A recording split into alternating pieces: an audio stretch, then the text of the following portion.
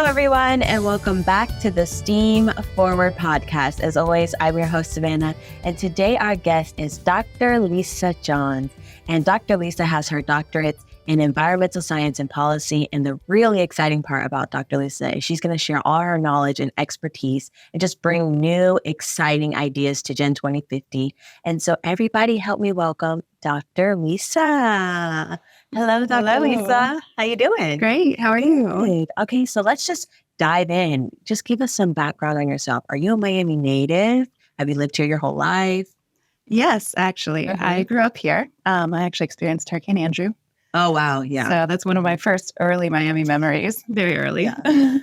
And I've been living mostly in Miami and South Florida my life. I spent a little time in Chicago and then I love Chicago. It's beautiful. It's so beautiful. Yes. And then a little time in New York City where I went to NYU for my master's degree. That's awesome. So your background is in environmental science and policy. How did you get into the study of the environment? Oh, yeah. Well, I've always been passionate about it.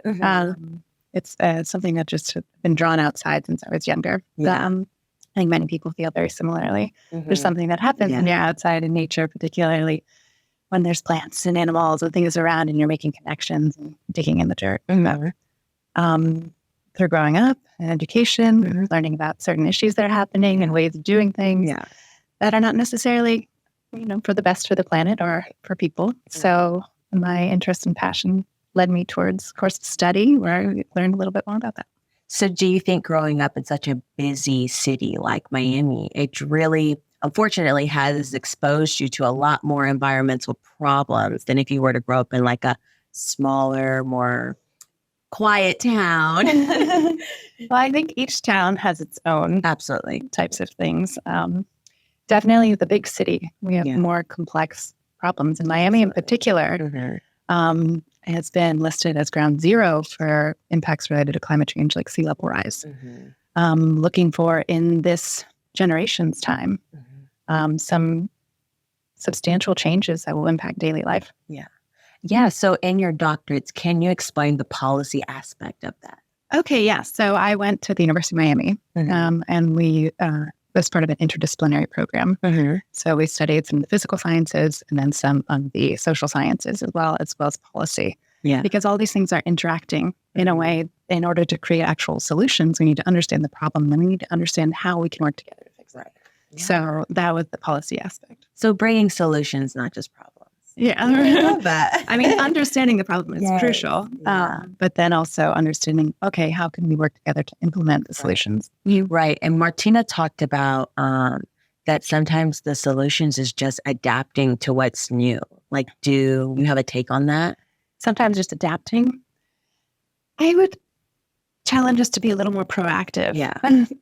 We definitely, adaptation is going to be necessary. There are some things that we can't just flip a switch and change. So we're going to have to make some changes and adaptations ourselves. But also we can work towards changing some of what we anticipate in the future. If we jump on it now, so we can kind of help with the process. Just sort of switching up some of our system and the way that we do things. Yeah, I agree. Absolutely. I was introduced to you by Fred. We love Fred. He's been on the podcast, and I've worked with him personally a couple of years. So how did you meet Fred? Like, how do you know Fred? Fred and I kind of have an interesting sort of run-in story. We both are based down in South Florida in the Redland area, which is Miami's agricultural area. I don't know if we talk about it a lot on this show. Things down there. Yeah. So many amazing things. Everyone should go visit if they haven't been yet. In fact, many people are surprised to know that Miami has an agricultural district. Yes. And just driving around in like Homestead and all those areas, it's like, all this stuff is here. Tree farms, fruit farms, all kinds of beautiful things. So if you ever have time, head down to Homestead. And people tinkering and doing amazing work and starting amazing scalable projects with composting or reforestation. In fact, that's where organic farms. That's where Fred and I met at Patapatan Sanctuary, where over the last several years, 15 plus years, he's been working on a reforesting project there. And then I had the opportunity to meet him there. Yeah. Mm-hmm. And he probably met you and was like, you know who you need to meet? That's Linda. Yes, exactly. It was like, let's bring some of that energy here. Yes. You love working with kids. I was like, I absolutely do. That's my passion. That's my dream. Yeah. So give us some background on some things that you have done with children. Working with kids. Mm-hmm. I like smaller groups. I've been working with workshops. At Patch of Heaven Sanctuary, I was working part of the time on the pollinator outreach. Oh, I love that. Okay. So we'd have students come and do nature walks, but then we'd also learn to observe and learn a little bit more about the whole process. It's specifically related to butterflies and metamorphoses. Yeah. Yeah. I remember we had a parent night at Norland, and Lisa comes with all her plants. Caterpillars. And so can I bring a little show and tell? Yeah. I loved it. Are you into butterfly rearing? Like that's what you like to do? Into it. I'm fascinated by it. Mm-hmm. I think it's a really great visual way to intrigue. Yeah. All people, children and adults. It's just fascinating and confusing and cool. But a really great entry point to start talking about even larger issues like what's happening to our pollinators right now, and butterflies. Who doesn't love them, right? They're so beautiful. And then, as we learn more about that, then you learn to love this creature, and you learn to love its habitat, and you learn to find new ways to do things so you can take better care of it. I have a fun question. If you could tell somebody to go somewhere that kind of like a secret spot in Miami, where would that secret spot be? A secret spot in Miami. You know, like how people are like, oh, you go to Reynolds or like Olita, but like, is there a place that people can go experience nature that they may not think about? I would recommend going on a slog in the Everglades. Oh. So this is, there's more and more groups doing them now, community groups, because it can be a little daunting to just pull over on the side of the road in the Everglades and see a little trail through the swamp and wilderness leading to a cypress dome. Yeah. To just do that yourself for the first time, a little bit scary. But I would encourage people to look for a community group, a community-led like birding activity or something, and go get your boots wet. Oh, like actually walk. Yeah, and then they slog through like a couple feet of water, preferably with a guide. But it's such a unique experience for people living in here. Yeah. And there's hundreds of places you can go do that down there. Are you not scared? I don't know. I got a lot of fear thinking about it. Yeah, actually. Because that's why I'm like, all the critters that live in like the Everglades, and you're like, wait a minute. Yeah, that's true. That's why I would say maybe do it with a guide at first. Yeah. Somebody that's been there before. Don't go swimming if the water's too deep. Yeah. So definitely pay attention to how you feel. That sounds fun. And stay safe. Yeah. Conquer a fear. Yeah. I gotta try that. Mm-hmm. Definitely gotta try that. So, Dr. Lisa, what are you excited for with this new partnership with Gen 2050? So many things. But in my course of study, I studied a lot about how people come to understand and care about environmental issues. Yeah. And one of the, or if not the main thing, is personal experience, hands-on learning. So I'm so excited to bring lessons and curriculum, both into the classroom and then like outside, so that students can learn about composting, gardening, ways to maintain and regenerate soil, learn about pollinators, all types of things, and grow and do it themselves.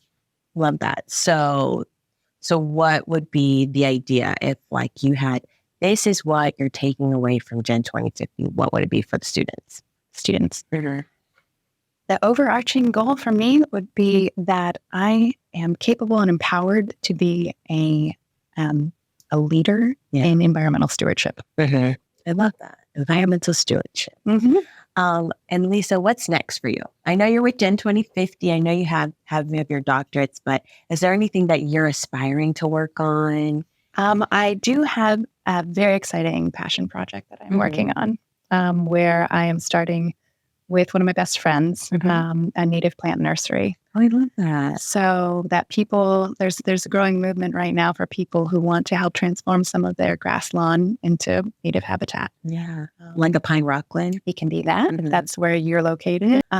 So we're building that so that people can come and go and kind of shop and learn more about our beautiful South Florida native species. And so would you also like help them get it started, or you're just telling them what place? I mean, yeah, I can help give guidance. Yeah.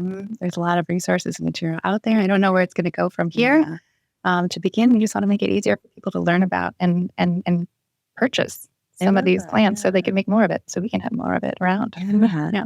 Well, I'm so excited that you're joining us. I feel like there's so much I'm going to learn from you. It's like, you know a lot about the environment, but when you actually start to like do native plants and put together gardens and learn about how to take care of soil, it's not necessarily some common knowledge that you can meet and gain from the everyday person. So I think that you bring such like a treasure to Gen 2050. So I'm so excited. And so finally, if you could just sum up kind of your life work and the things you have to look forward to, what would be that one word? Passion. Passion. Yeah. And why is that? I feel as if I have a deep love for the work that I do, that I'm so thankful for, that is both internal and somehow from meeting people like you and working with kids comes from, it just reinvigorates me every day. Okay. So I feel so thankful to have that. And that passion makes me feel powerful. Like we're able to do so many things together and optimistic. Yes. I love that. Be powerful and optimistic. Yes. Follow your passion. Yes. Well, thank you so much for joining us. I'm so excited for all things to come and all things that I get to learn from you. And I think it's going to be a wonderful experience. Me too. It was great to meet you. Awesome. And thank you, everybody, so much for tuning into the STEAM Forward podcast. As always, there are two sponsors that we love to thank, and that's Trinity Church and the Children's Trust. And don't forget that there are 3 ways in which you can watch or listen to this podcast. If you like to watch, just follow us on YouTube. If you like to listen, just follow us on Apple or Spotify. Remember, this is the STEAM Forward podcast. See you next week. STEAM Forward